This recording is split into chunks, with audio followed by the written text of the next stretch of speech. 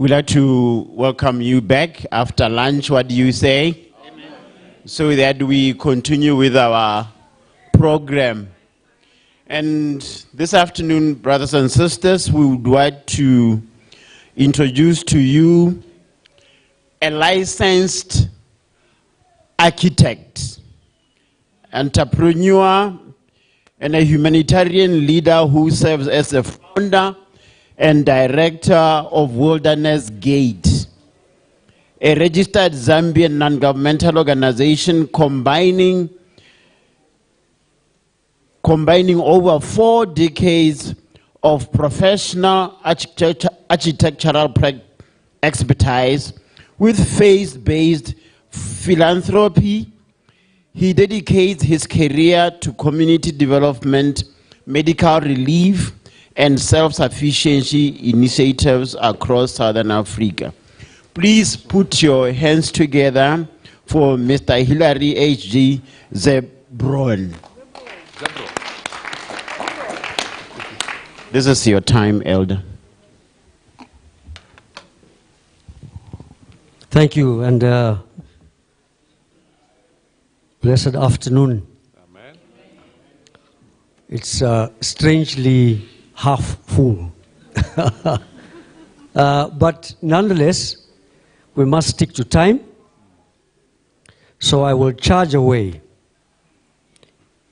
Very briefly, because it's important, I think, for you to understand where this person who's standing here comes from. You've heard that I'm a Zambian by birth. A short background. My stock is first and foremost Ngoni. How many Zambians are there here? My stock is Ngoni, which hails as far back to Eswatini, as it's called today. And that is the one half. And the other half is made up of Jewish heritage. My grandfather was a Lithuanian Jew and of Polish descent. And my other grandfather was a Welshman who became an elephant hunter in the eastern province of Zambia. And he was a tobacco farmer. So that's my general background. I am the last of 9 children, and all of us born and raised in Zambia. Various sections of Lusaka, Livingstone, in the eastern province, up on the Copper Belt, but generally speaking, all of us. There's 5 of us that remain, and I'm the last one. So that's briefly where my heritage comes from. I have practiced as an architect for 44 years in Lusaka and in Botswana. Most of that time, let me just say, I've shuttled between Gaborone and Lusaka, running a practice in Lusaka and in Gaborone.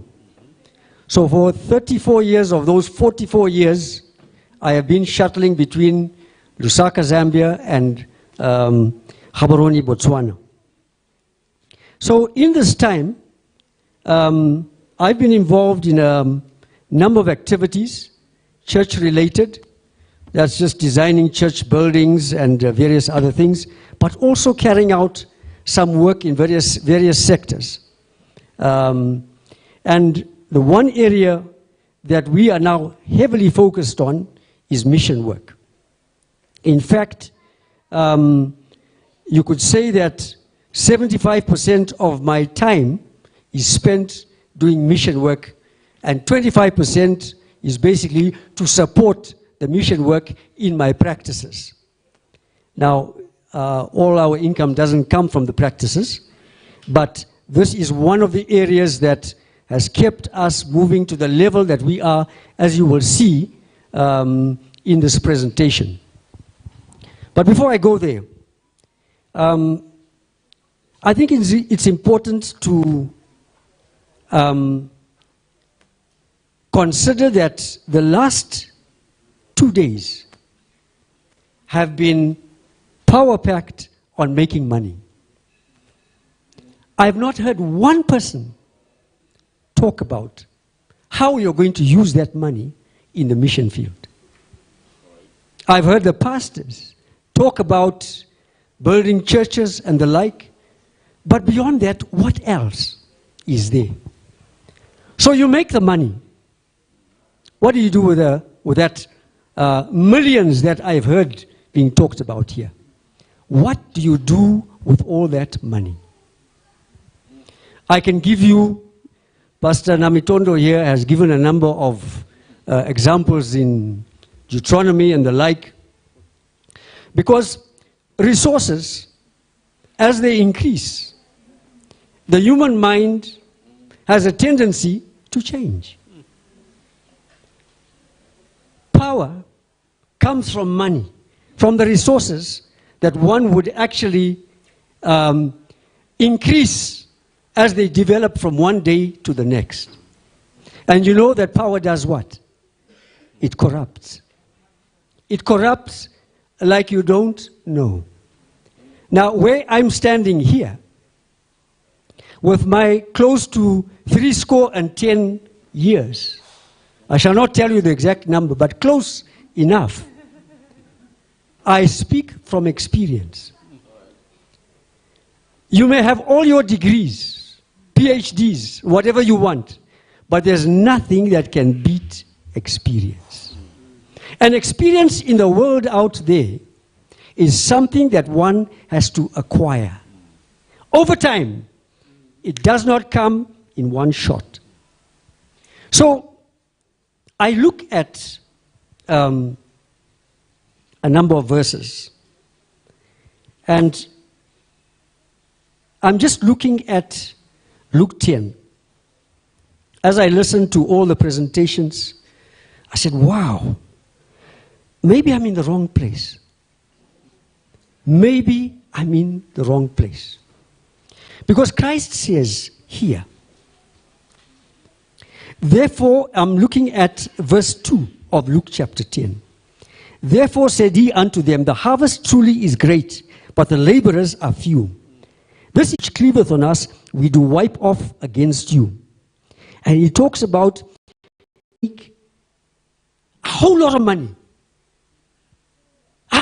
That's not what my Bible. Upsetting things a little here. But I'm just reading what the Bible says. Right? So he's saying, get going. Get going. He doesn't say, make your fortune and then get going. Do you follow what I'm saying? So let's look at Wilderness Gate. I'll come back to a few more verses. Let's look at Wilderness Gate, because I think it's important here for us to... Are we good to go? So we are an organization officially registered as an NGO. I beg your pardon. Officially registered as an NGO in 2022. Mission focused, and our goal to bring about sustainable lifestyle change in vulnerable communities. Our core team, building, agriculture, communications, medicine, project management, education, and mission work. That's our team. We've entered into strategic partnerships with an international partner and 2 local entities, and of course we are seeking more support. But just with what we have and what we begun, I will show you where we currently are. So we are operating primarily in Zambia. Zambia has 10 provinces. We are operating in 9 provinces. That is where we are throughout the country. This is our primary area of operation. we are exploratory operating in Botswana, even though we had started work in Botswana many, many years ago, but this is where we are now firmly making a presence in Botswana. Just one little dot. We want what you saw earlier on in Zambia to be here, all over in Botswana, wherever we are capable of doing so. Our two main areas of operation are Lusaka, that's where our administrative base is, and we are up in an area called Kanona, where we have a 90-hectare titled piece of land, and this is along a main road, the main arterial going up north, and then we have another 2,000 hectares on the edge of South Luangwa Game Park. In that area,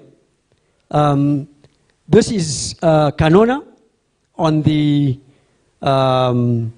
western side of Muchinga, which is Luangwa Valley, and that's the area there that we are operating in. So that's South Luangwa, and that is Kanona. Lusaka's down here. These are the views, some of the views for that area. In Muchinga Escarpment, this is Kanona, and of course, this is our general operational business right now. So, Wilderness Gate has got missions, farm, and trails. Missions, farm, and trails. Under missions, this is what we are working to, a medical missionary school in the Muchinga Escarpments. We are currently operating mobile medical missionary services. And this is primarily by vehicle, but you'll soon see what we are doing in terms of motorized boat water transport.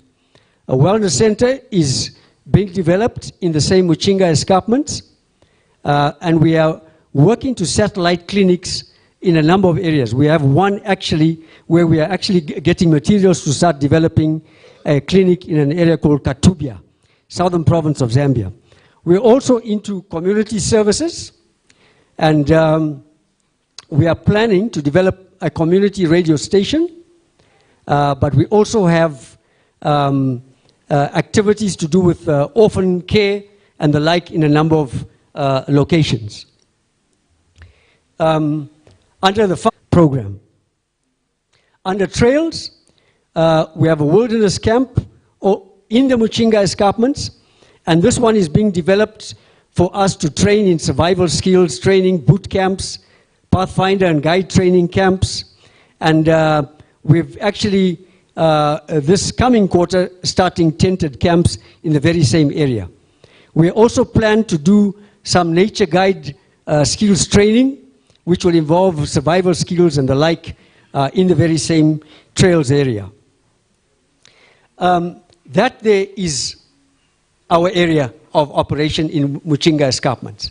What the Zimbabweans will call Eastern Highlands, we also have Muchinga Escarpments out in the the northeastern part of Zambia. So now, before I get into the meat of what I'd like to talk about, see my task here,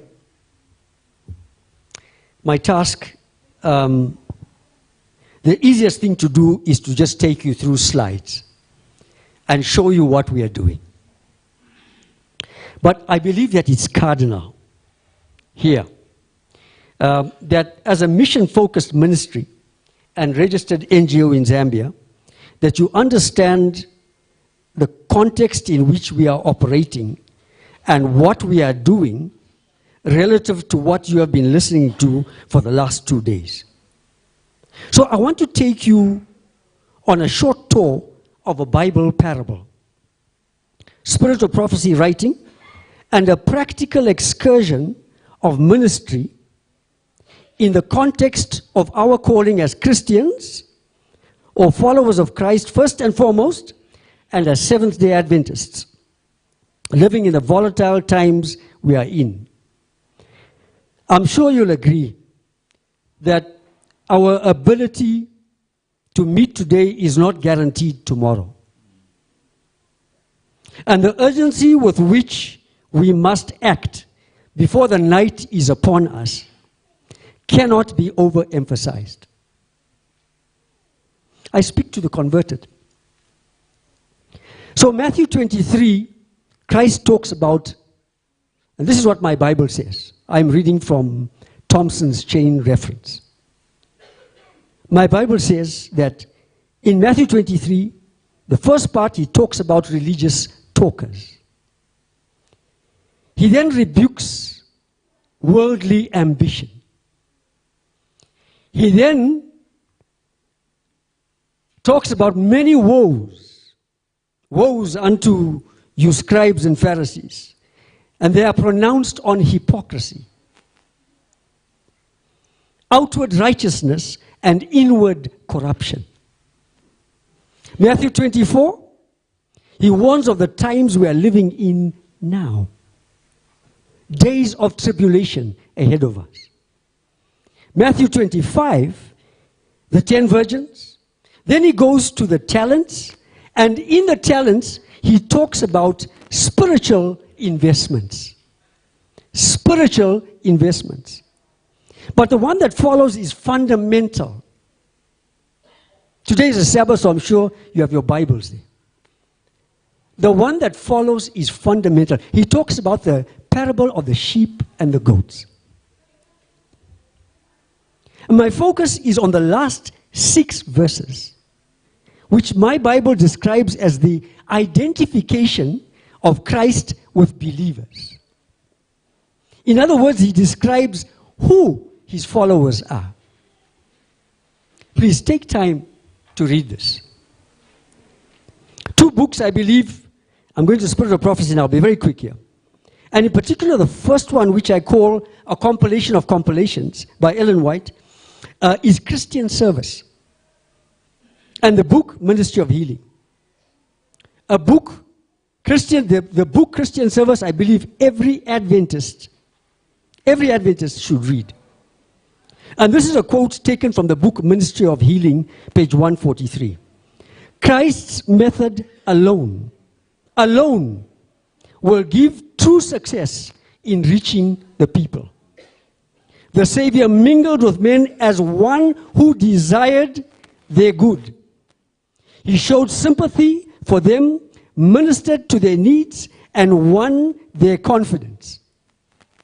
And then he bade them follow me. So at Wilderness Gate, we hold dearly to this and have proven beyond a shadow of doubt in these last 4 years of official operation, and beyond that by reflection, that our journey thus far has been guided by this inspiration. Our primary partner in our mission, and we have a number of very strategic partners, has been Farm Stew International, a very prominent ASI member. And I believe after our many missions prior to our meeting, FSI was a godsend. This Farm Stew program has been the most effective solution to introducing Christ to the world. I say Christ to the world, not to the marketplace, but to the world, as we might see it. So let's look at this Farm Stew. You see, if you want to, in the context of Matthew 25, verse 40 to 46, have someone stop and listen to you about Christ without him knowing, talk to him about his immediate and fundamental needs. Talk to him about his immediate and fundamental needs. Tell him you know about someone who can fix his problems, who can change his life, who can take him out of poverty and depravity to an abundant life. Our solution as Wilderness Gate has been farm stew. And coupled with that is medical mission, and it has almost always been guaranteed, as you will see. So farm stew takes you out from extreme poverty to abundant life. And when we look at the world situation, 1.1 billion people live in extreme hunger, disease and poverty. So farm stew trains families to lift themselves above it all and into abundant life offered by Jesus. Read John chapter 10, verse 10. This is the farm stew call to action. So, beyond this now, this is what happens. So we holistically train families on biblical principles of growing nutritious food, protecting themselves from disease, and generating sustainable income so they can help themselves.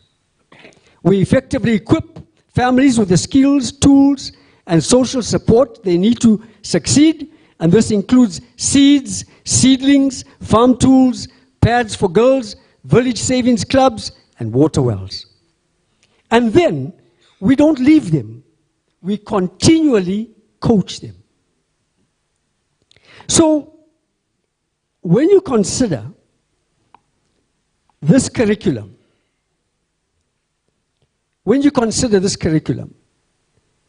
the F under farm stew stands for fruitful farming.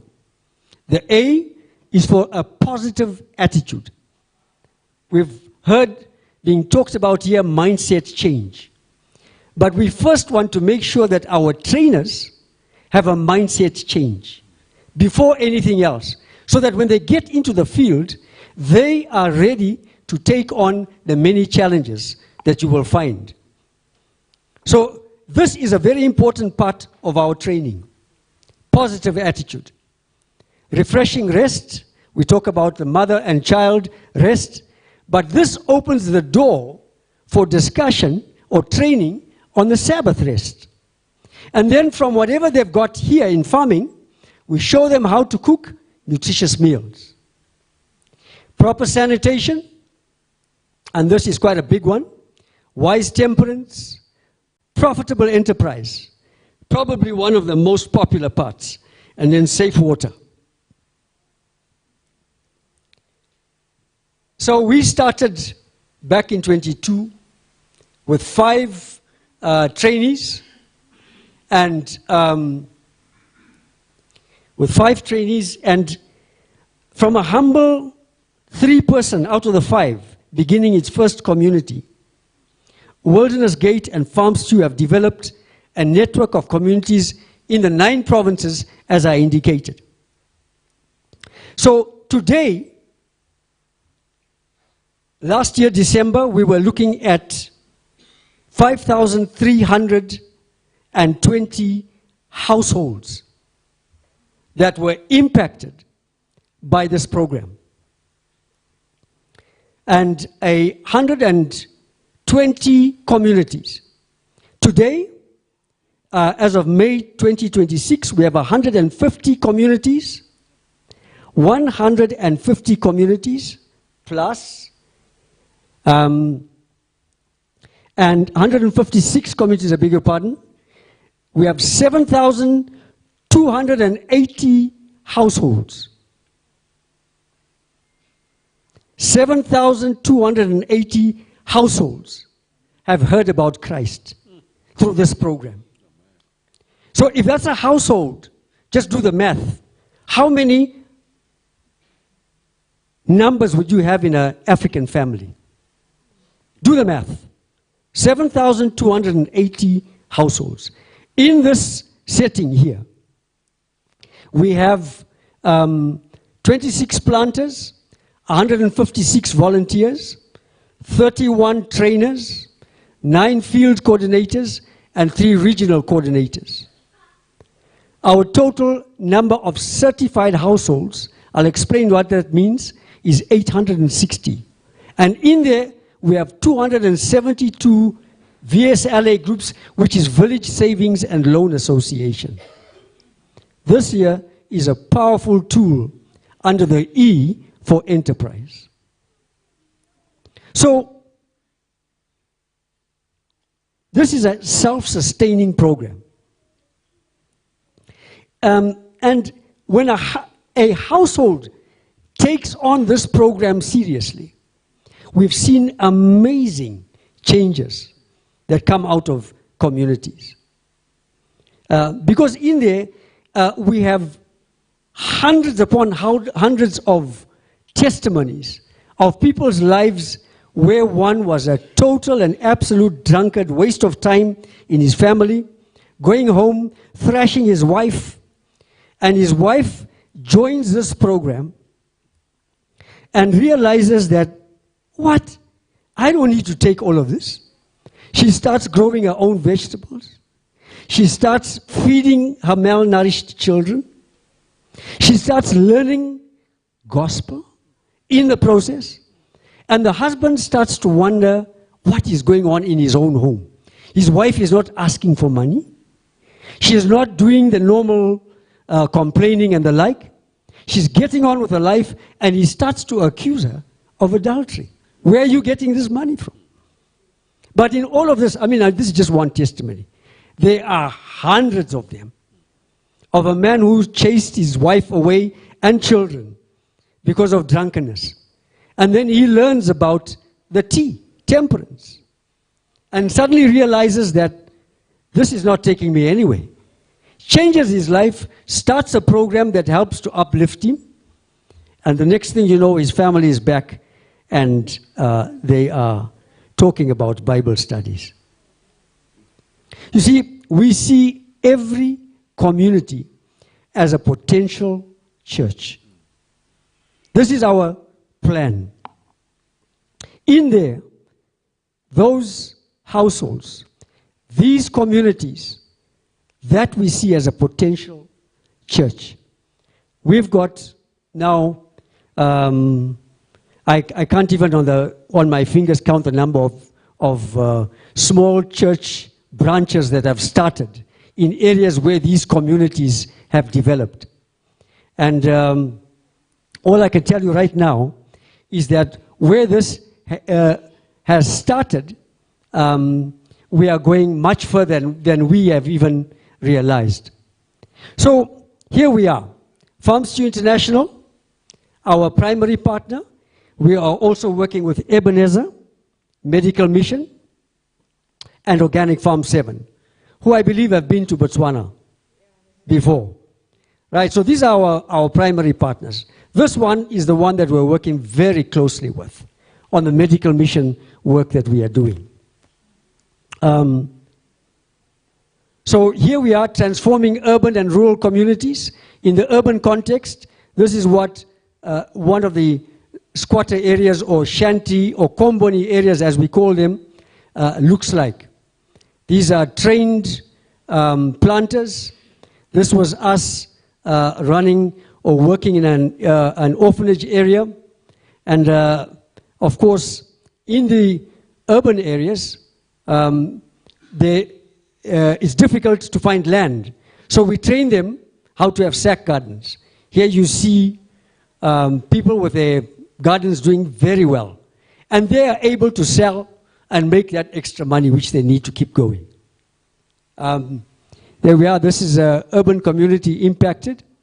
We also distribute washable sanitary pads. And currently the program is quite vigorous.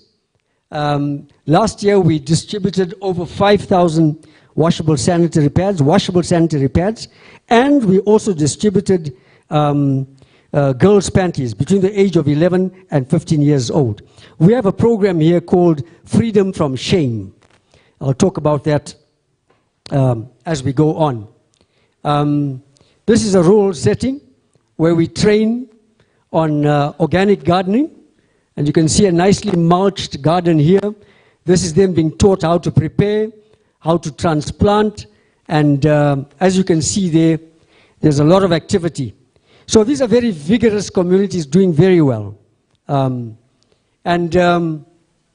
We teach them how to make milk out of soybeans, how to make tofu, where they eat soya beans, and how to make various other meals out of the use of soya. There we are, a situation, sanitation, the impact of these schoolgirls. Because once they get the monthly cycle comes, more often than not, they're not going to school.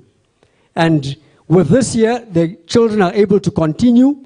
The girl child is able to come out of that cycle of remaining behind, especially in the rural areas. There's one area in the southern province, I won't mention where, because this is one area that is famous for polygamy. Grandfather sees a girl child as chattel. Chattel, you know the term chattel? Disposable income, effectively. And so that girl child is discouraged from going to school, because all that grandfather can see is cattle from this one child. So when we went into one area, we had a struggle on a medical mission trip with the men of that community, not the women, but the men. Because as we were distributing washable sanitary pads after a medical mission program, there was a bit of an uproar in one location.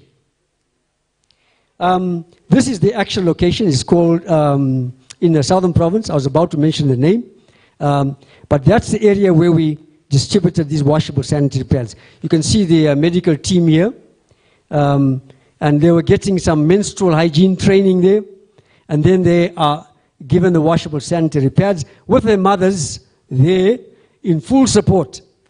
Very interesting. Here we provide safe water, and you can see the sort of standards that you would find in rural areas.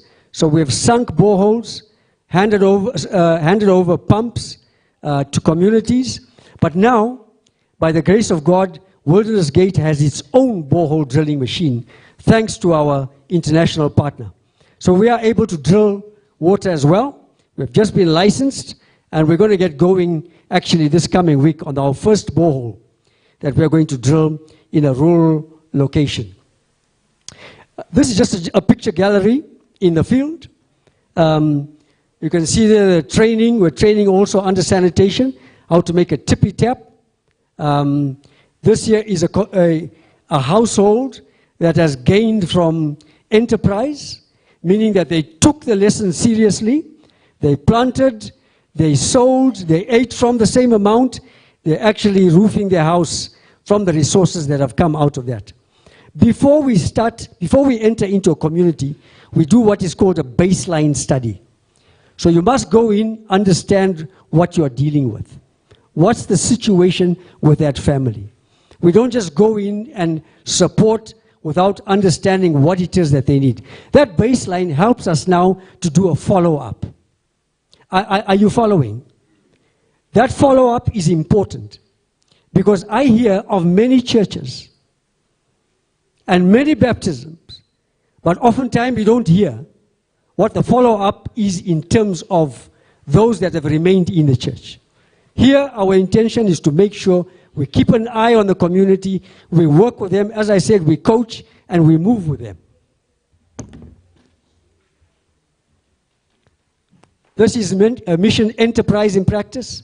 Sewing machines, this is in Lusaka, provided sewing machines. There was an earlier slide where one lady actually does quite a bit with the sewing. This is the one lady harvesting from a sack. This is her child, carrots, which are about one. This is what we are getting in a lot of the places in the city. We also have a program working with the blind and handicapped in Lusaka, just to try and get them off the streets for begging. We introduce them to a program of, which is supported by us, of growing vegetables. Here is a group of blind and handicapped with one of our trainers. This is a handicapped man with a one leg. Others, all these are blind, all these. And they've basically come to pick up their harvest and continuing with the programs that we have. We, under enterprise, We provide solar dryers, and this is dehydrated tomatoes, dehydrated mangoes, and of course the beekeeping program, which is now very, very effective in one of several communities that we've begun this program. The beekeeping itself, we're currently looking at a, we currently have 200 beehives in one community, and this is what it's doing.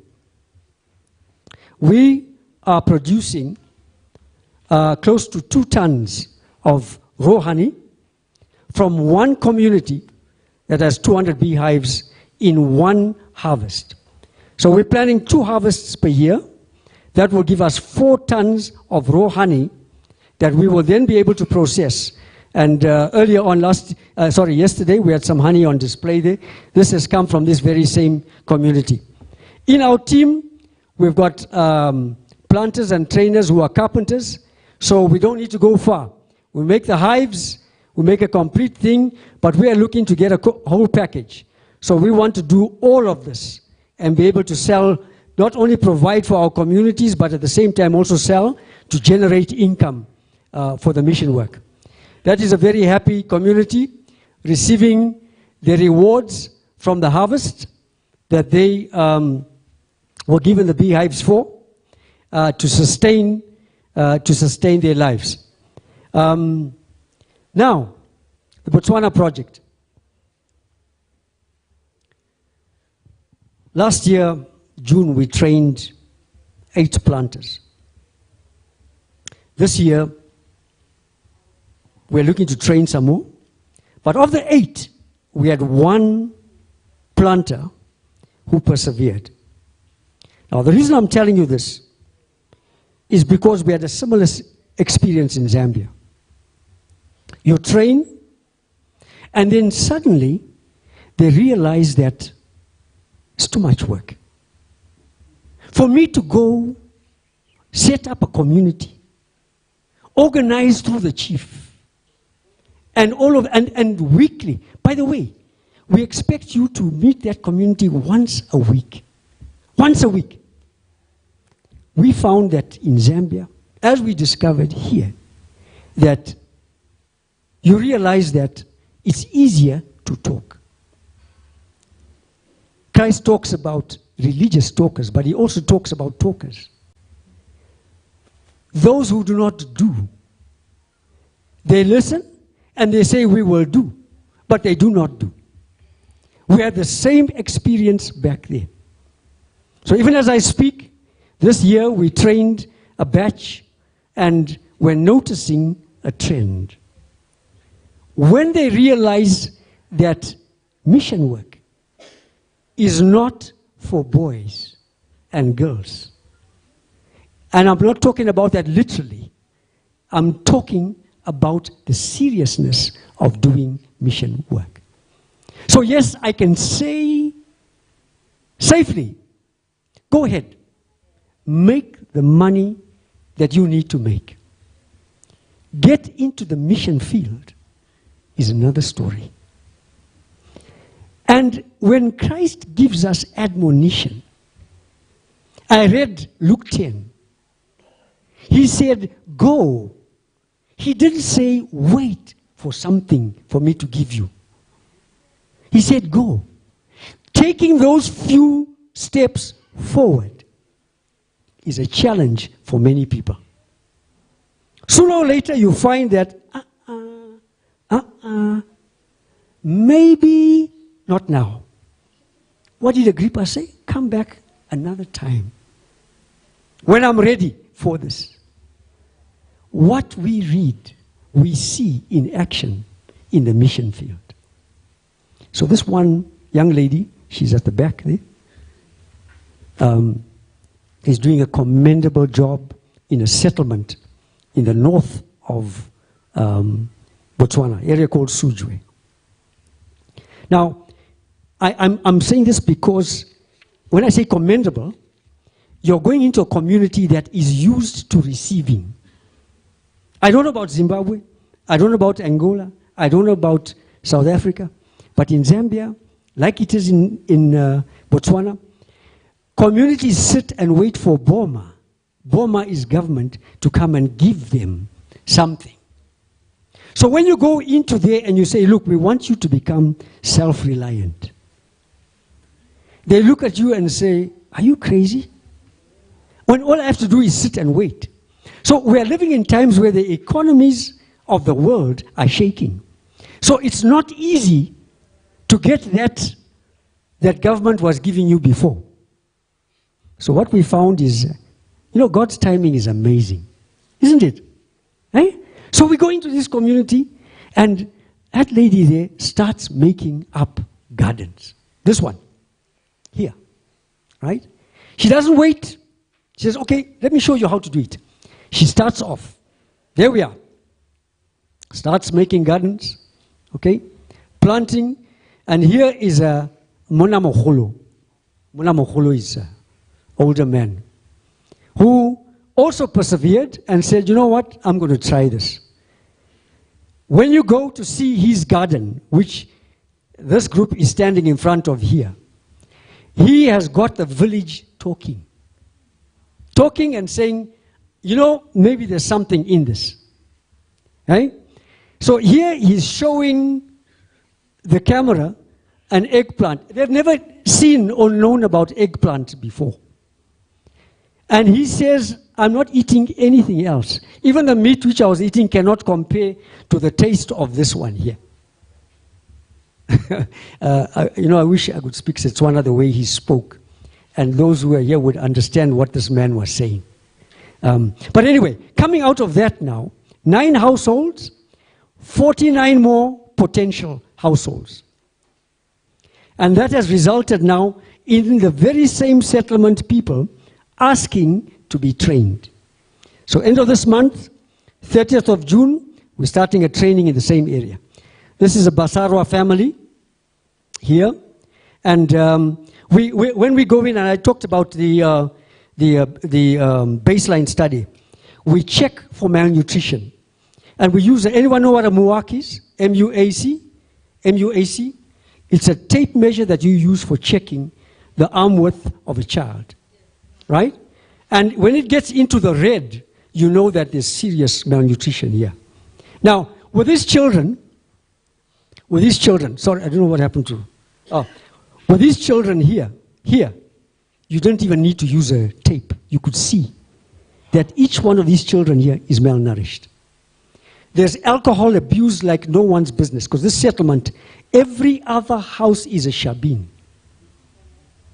So it's a mission field on its own, just this village, this settlement. And this is the one that we want to take now to another level. Because they have now agreed that we can start working with them. That is their house behind there. And anyway, a long story on this one. So I move on. How do we work to keep this mission going? Even though we have an international partner, sooner or later, the funds will dry up. Sooner or later. And so we have the agroforestry project at Mutoni village, the beekeeping I mentioned. Our target is 4,000 hives. Borehole drilling, and then we have an interlocking block technology called Habitera.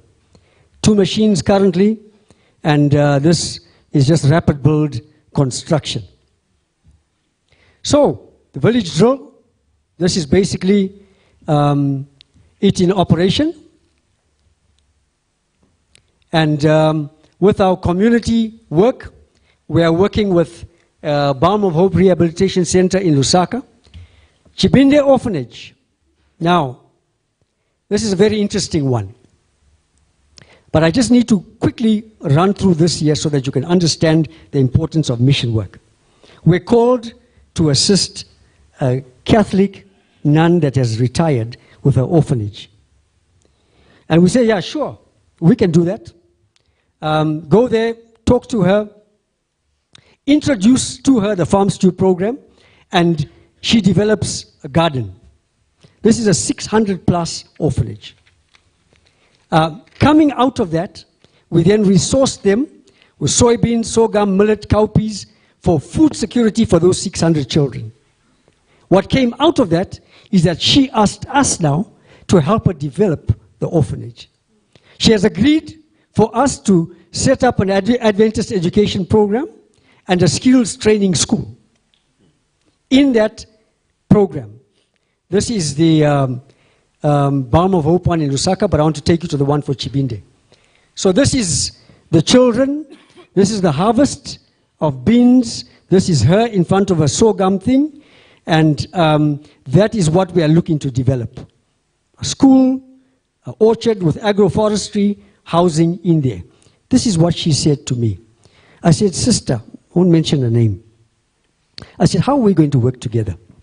We're from different parts of the world, so to speak. So after giving her a number of lessons and the like, every time I go there, she doesn't wear that. She has said, I have to follow the commandments. Now, I can't tell you how overjoyed we were when we realized that 600 children potential on an Adventist education. What do you have there? What do you have that could come out of that? This is single orphan, double orphan, vulnerable children. Boys, girls, in all of this. Right, these are vehicles that we are working on for our mission work. Klokweng, Habane, they are being worked on right now. This is what we are going to use for the mission work. We actually have this trailer when we go out on the mission trips. We do dental, eye, and medical mission work. These are the challenges that you get in mission work. Our trainers out there, I showed you the list of planters and trainers, have to cover some serious terrain, oftentimes on foot. And this is the sort of terrain that they... So when I say that mission work is not for the faint-hearted, not for boys and girls, we need to be serious about what we are interested in doing. This is another ball game altogether. Altogether. So one of the very ambitious programs that we're looking at right now is a medical mission pontoon. And this is the area, Luapula province. That's the population, almost 40,000, 3,800 square meters. And you got thousands upon thousands of fishermen in fishing camps with no facilities at all. So there we want to develop, this is the scenario that we have, typical fishing camp. We want to develop a pontoon clinic. And that's just a general arrangement of the pontoon. 3 clinics with accommodation on the top. That's what it looks like in section. And in the perspectives, this is what we're planning for the Lunga wetlands area. In there, we'll be able to do farm stew, and we will be able to do the medical mission at one go. This is our total costs, $188,000. We are fundraising. That's the price of 3 Land Cruisers. And of course, operations for 1 year. But we're looking at the agroforestry project and all the other things to sustain the operations of this. Now, it would be folly for me to walk away from this.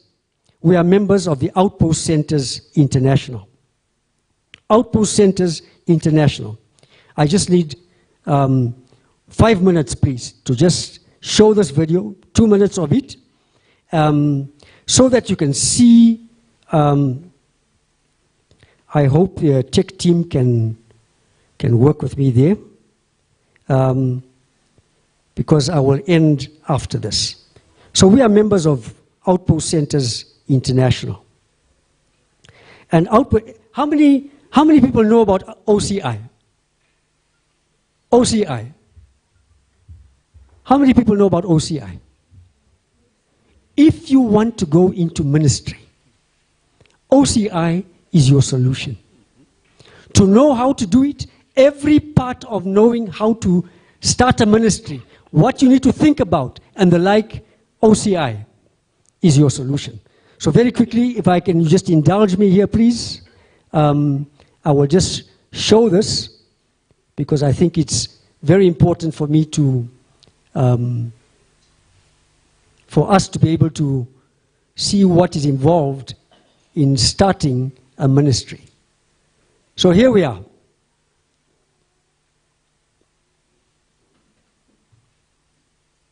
Can we go?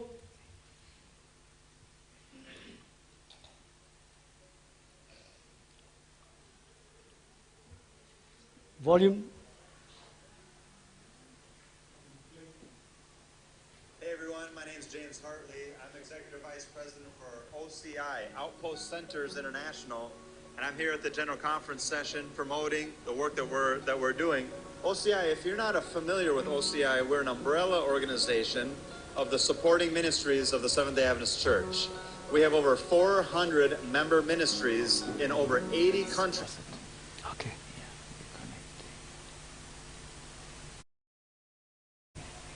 No volume.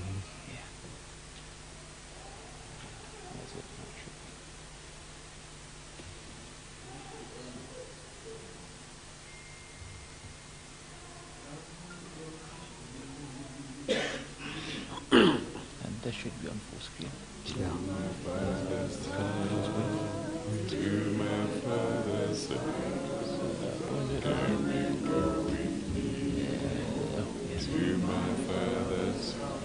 Okay, take it back. See this one. Yeah, great. Excellent. Thank Hey you. everyone, my name is James Hartley. I'm Executive Vice President for OCI, Outpost Centers International, and I'm here at the General Conference session promoting the work that we're doing. OCI, if you're not familiar with OCI, we're an umbrella organization of the supporting ministries of the Seventh-day Adventist Church. We have over 400 member ministries in over 80 countries around the world. So OCI is connecting these ministries together. We are empowering them and offering services and training. We help them do fundraising. We have a website with a ministry directory. So if you'd like to know where there are supporting ministries around the world, go to outpostcenters.org. There's a very strong ministry directory. You can search by country. You can search by category. We have 100 different wellness centers, lifestyle centers around the world. We have schools, academies, mission schools, vegetarian restaurants, health food stores, media ministries. Even Some TV is a member of OCI. So we are connecting the ministries together, holding mission conferences. We have conventions. This last year we did 20 conventions, one in Brazil, one in Chile, one in Philippines, one in Kenya, one in India. And so in all these countries we're bringing the lay people together that are engaged in ministry, sharing reports of what God is doing through them, and that's inspiring more lay people to get even more involved. We've doubled our membership in the past 4 years. We sense Jesus is coming soon, and as we see more and more lay people getting involved in His work. So OCI is here to help inspire lay people for service, to help empower the ministries to do what God has called them to even more, and to partner the ministries together, and to help partner them and represent them to the world church and its leaders. So thank you so much. God bless. I'm just going to show one more quick one. Exit.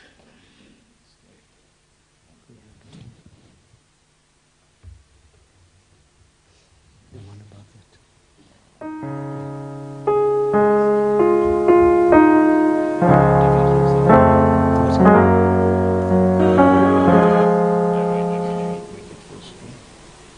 Yeah. Okay. Take your candle.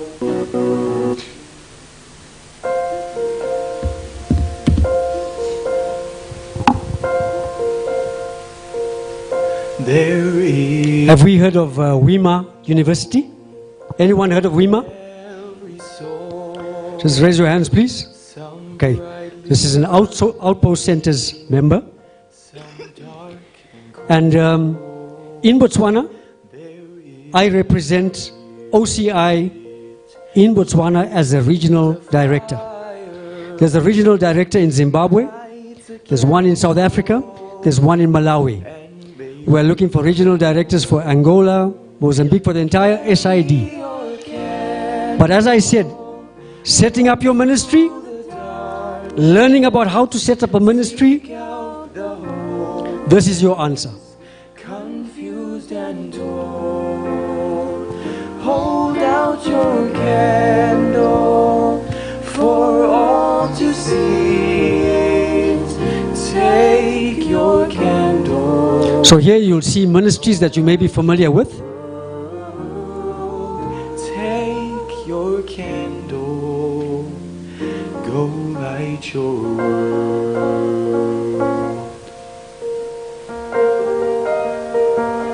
Frustrated love, see how he's tried to light his own candle some other way. See now your sister, she's been robbed and lied to, still holds a candle without a flame. Carry your candle, run to the darkness, seek out the hopeless, confused and torn. Hold out your candle for all to see it. Take your candle, go light your world. Take your candle and go light your world.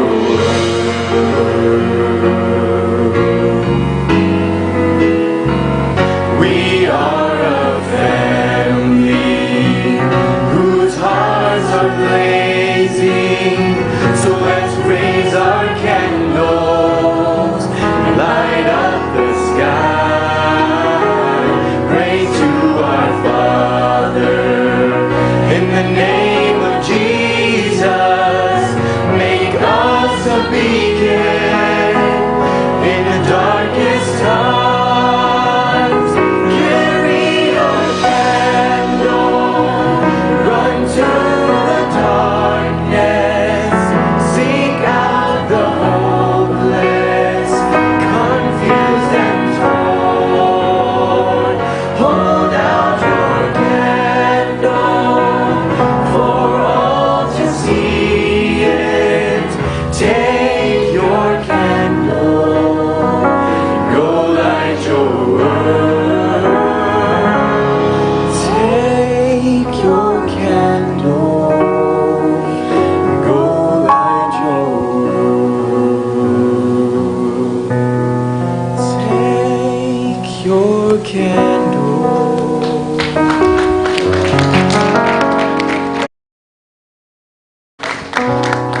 OCI has much more than, excuse me, an entering way to set up your ministry. It provides support in so many ways. Partly financial, depending on your level of ministry, but more importantly, resources that you need to understand what it takes to set up a ministry. So in Botswana we have two, and I'm proud to say that anyone heard of Kana Lifestyle Ministry? Anyone heard of it?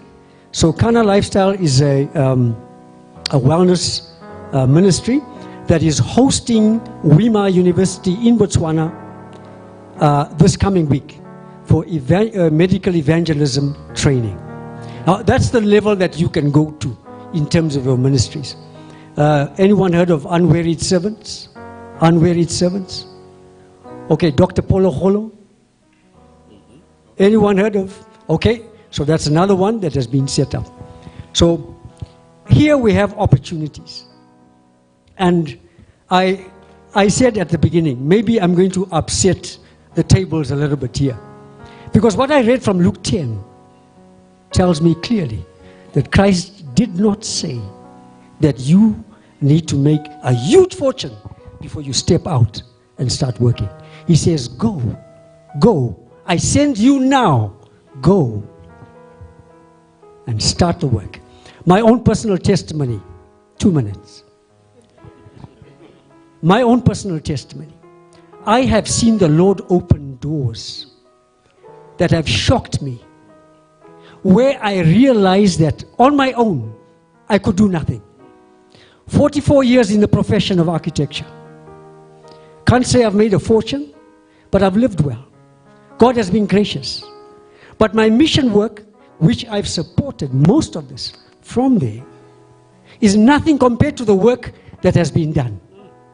For 7,200 households in Zambia have the potential of becoming 156 churches.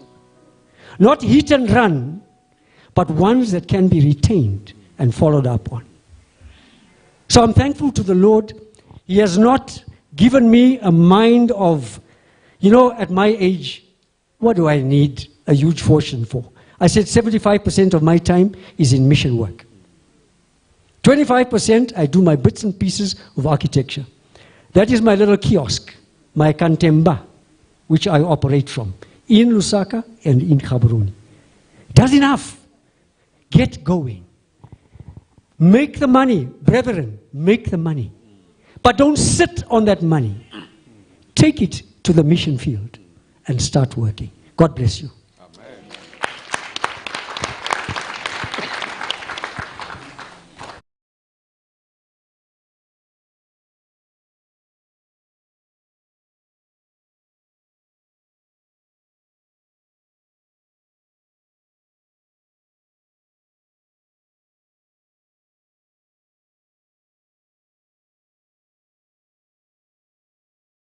So I gave him over an hour. As you would understand, there should be a little bit of some corruption here and there. He's from here. If you are from here, you get more time all the time. So thank you so much.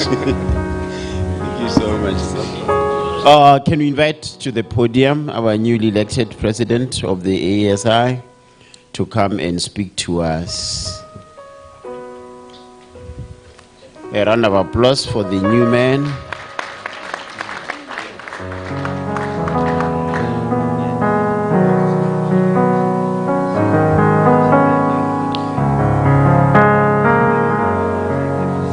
He's actually talking about the objectives already. He's paving the way. He's telling us all that he's all about. This is your time, sir. Good afternoon. Amen. Good afternoon. Amen. Afternoon. Thank you. This afternoon we are going to discuss, brainstorm, and chart the way forward for ASI for the next 3 years. I don't know. I don't come from this side. I don't know how many minutes I am going to be given. But nevertheless, on the panel to assist me, as usual, my vice president. Okay, I'm happy with close to an hour.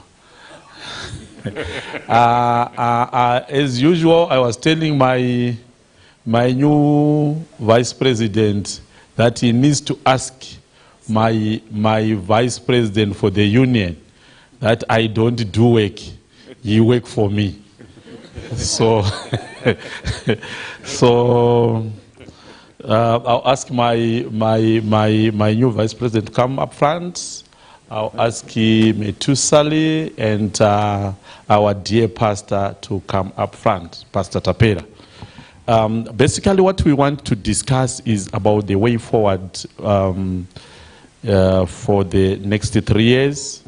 And also for the issues which you are thinking and you have raised for the past year or so, and some have started. Sit down, and we agreed that I think we need about two countries. Then we can vote and it's over.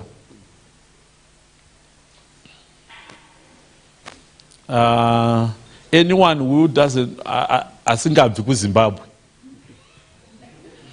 Anyone who does not come from Zimbabwe? Okay. Mauritius, Metusali, can you? No, I'm not. I'm asking you to write down.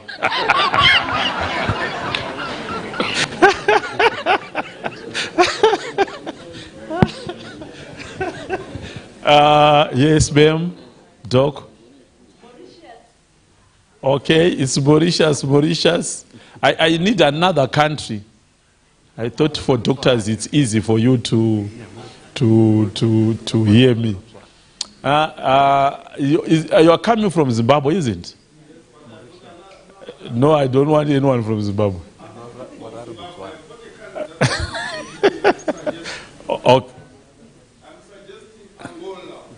Okay. Angola. Okay. Okay. Let me take the third country to make them 3, because I think we have got 13 countries and the oceans. Yes. Yes, President from Botswana. You want Angola. Okay.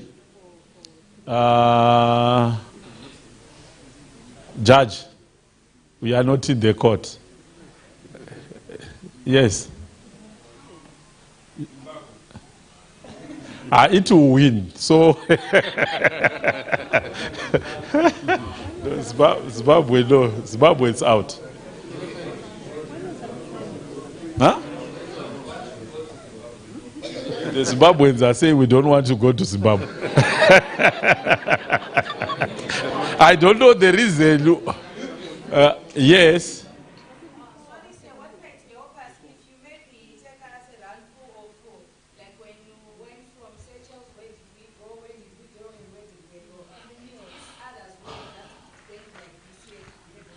Thank you. Thank you, officer. Commissioned officer. Okay. Yeah. To Seychelles. Then we went to Zambia, South Africa, then Malawi. Now we are in Botswana.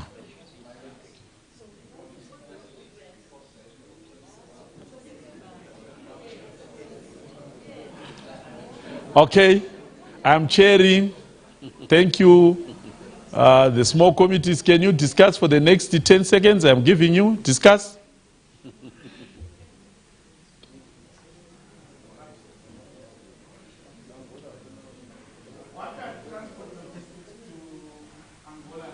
No, sir. We are talking about countries. We will get into the details. Thank you, Mr. Siagachana. I'll ask Elder Dengure to come up front and explain the reason why we didn't go to Angola. Then after that, we'll look for reason why. Yeah, you can go ahead, Elder Dengure. Thank you, Mr. President. In our schedule, when we came from Seychelles, we agreed that we were going to do 3 countries. Zambia, then Angola, then Malawi. Due to challenges of leadership, I should insist, in Angola, we failed to have a common ground. What happened is the venues that we want, we have our standard. So normally we send up a team and look for a venue for us, like this one. What do you say? And the venues that we got, the houses, the 2 unions in Angola, they didn't agree on themselves. And at the very last minute, we said, guys, we can't postpone this convention. Let's take it to a country that is viable, easily accessible, and that was South Africa, Mr. President. I do hope the problems can be solved. Thank you, Mr. President. I know it was too late for us to solve the problems, so we didn't have any option but to move our. We should go to Angola.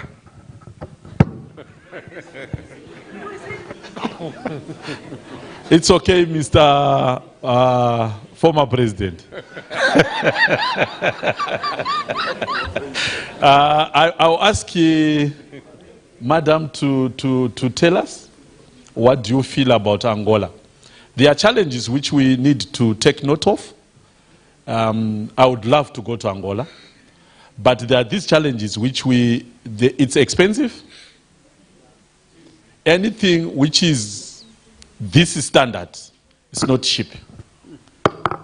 To connect to Angola, it's not also easy unless we charter planes to Angola, which is very possible. We can charter planes.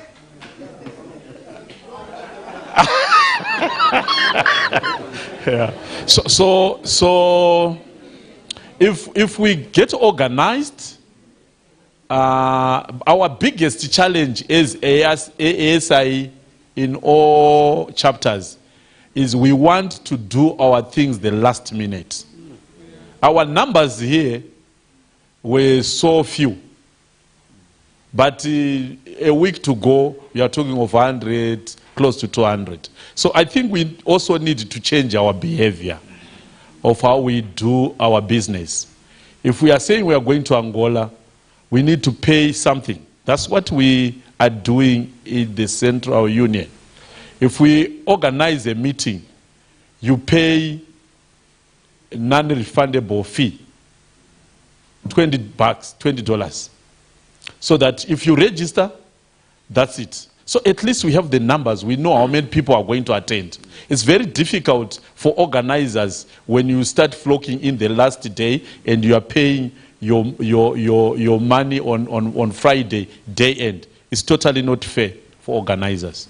So if we are going to Angola, we need to get organized today. Those who are saying Seychelles,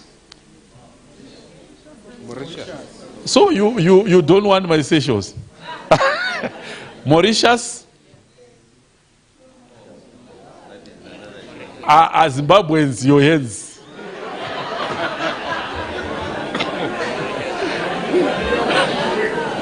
Huh? Should I give him the mic?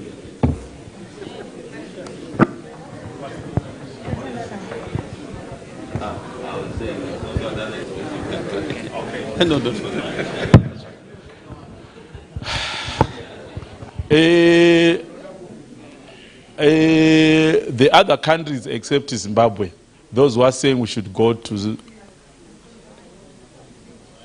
Mauritius. Mauritius. Yes, we are voting. Not other countries, not Zimbabwe. There are many. It's only that it's one, but there are many. Okay? Those who are saying Angola?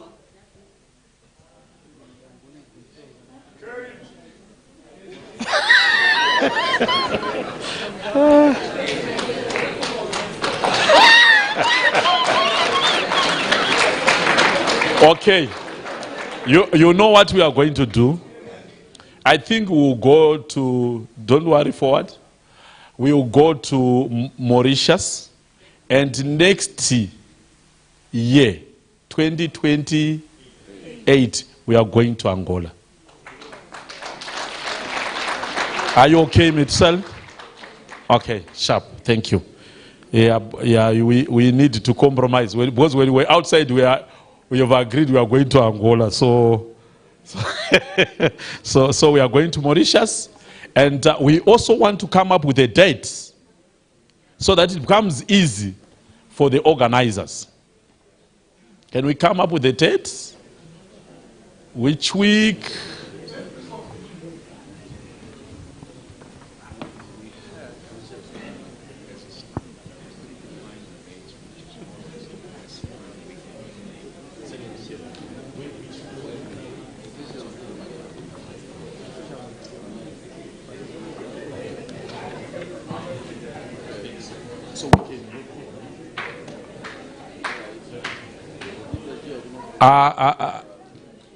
Hello?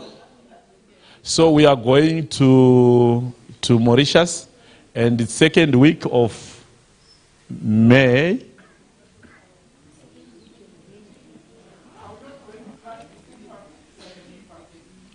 we'll move the dates if there is any clash.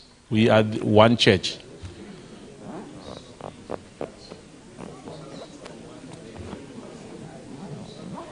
Come with it, I want to see. Let me see. So the second week will give us from Wednesday the 12th to Saturday the 16th for 27. Okay, this is a provisional date. It's 12 to 15 of May 2027.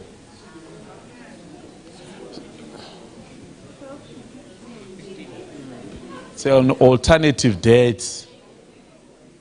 And it's Maita English, Maita law. Thank you. We'll move the dates if there is any problem. If there is any clash with the SID, we'll make sure we sort that one out, like what we did with these dates. So, but we have got an alternative date which we are going to use. We have 25 minutes to finish. Then after that, we have another. We close the Sabbath because in that room there will be guitars at 5. So in the next 55 minutes, we should be done with our program, with everything. I'll ask the Pastor Tapera to come and talk to us about the structures of the ASI. Thank you.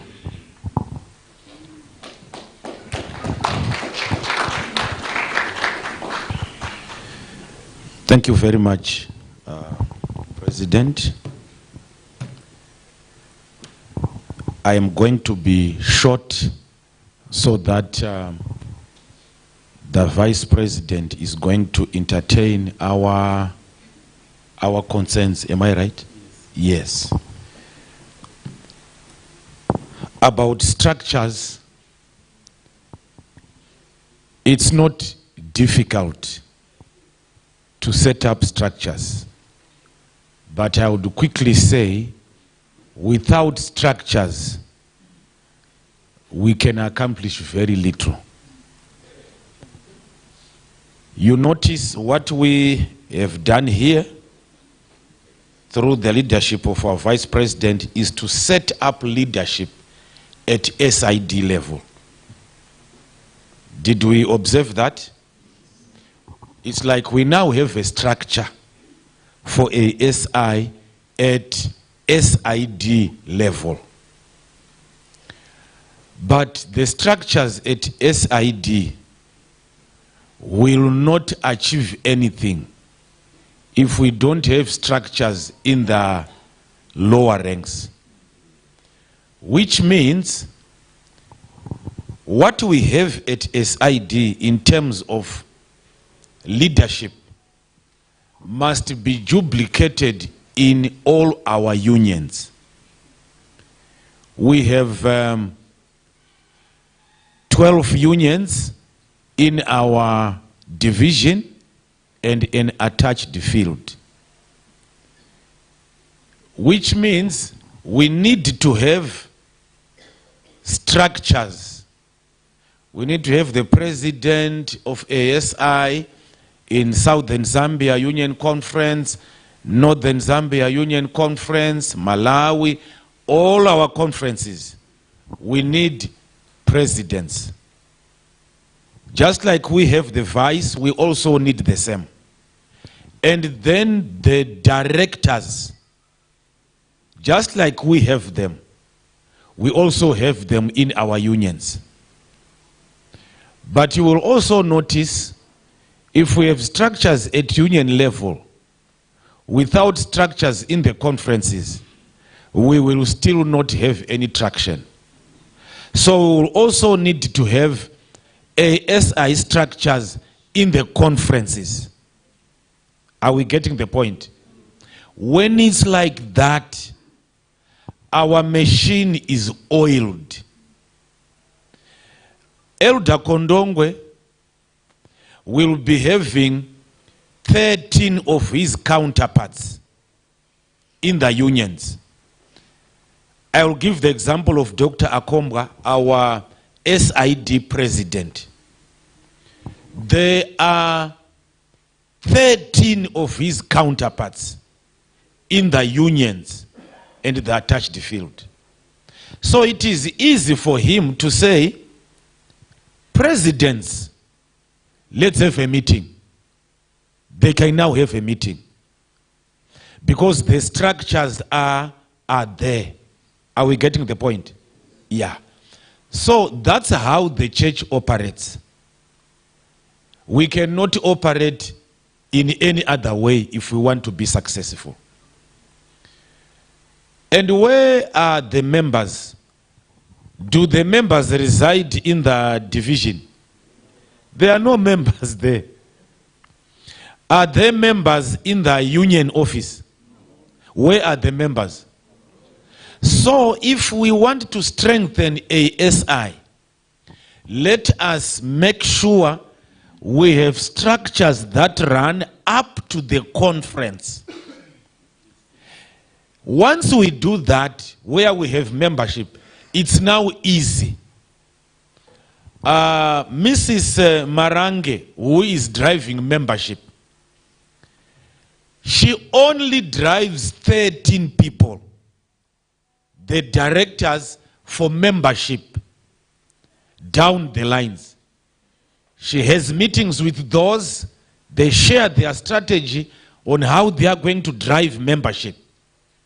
Once she does that to these 13 are her district. That's her constituents. Then those ones go down and they do the work. Then membership will be there. Logistics, same thing. Are we getting the point? Once we do that, my brothers and my sisters, this machine called ASI can do great strides for the master. But if we are not organized, it would appear ASI is about conventions. Yet it's not about conventions. It's about mission. Are we getting the point? Let me just try to show how this thing works. I'll use Zimbabwe as an example. Let me see those that are coming from the union, the leaders from the union. From the union. Just from the union, not conference. I mean the leaders. The directors.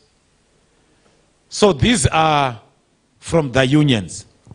And that's Pastor Chisho, is the executive secretary. I mean, Pastor Chisho, sorry, I'm taking you back to the conference. He is the stewardship director. And ASI at union level, he is the person. Are we getting the point? He works with the president of ASI at union level. And then, you can sit down. Let's now come to the conference. The conference, those from the conference. I mean leaders, right? They are from the conference. These are leaders. Elder Makore is the president of the Central Conference ASI. And I mean Northwest. And then Elder Chigonga is the president of Central Zimbabwe Conference ASI. Do you see how this thing can be strengthened? The president is there, the president is there, the president is there. Where I asked Pastor Chisho to stand up, do we have the stewardship directors in the conferences? He's from the union. There is Pastor Mpofu from the West. Is Pastor Gabe around? Probably he's out. Pastor Maparadza is also around. So there's Pastor Maparadza from the northwest, and there is Pastor Gavi from the central. So you can really see how the thing works, right? Let me see delegates from chapters. Delegates from chapters.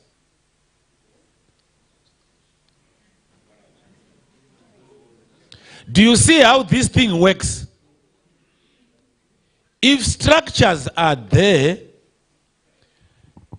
these delegates may actually, if you ask them, did the union president of ASI mobilize any of you to come for the meeting? Who mobilized you? The chapter president. Yeah. So he belongs to the chapter. Thank you. Thank you. So this is how ASI works. And when they do projects, projects are not born here. They are incubated in the structures, in the conferences. Are we getting the point? So we are saying, going forward, let's do the same. And if we want to be successful as ASI, let's not work independent of the church. You will not win the game. That's why Pastor Chisho is here, Pastor Mpofu is here, and Pastor Gavi, Pastor Maparadza. That way, the church says, this is our thing. We will get their support. But if we want to be independent, they will say they want to run away with the church. You will never get even a slot. The union president is here.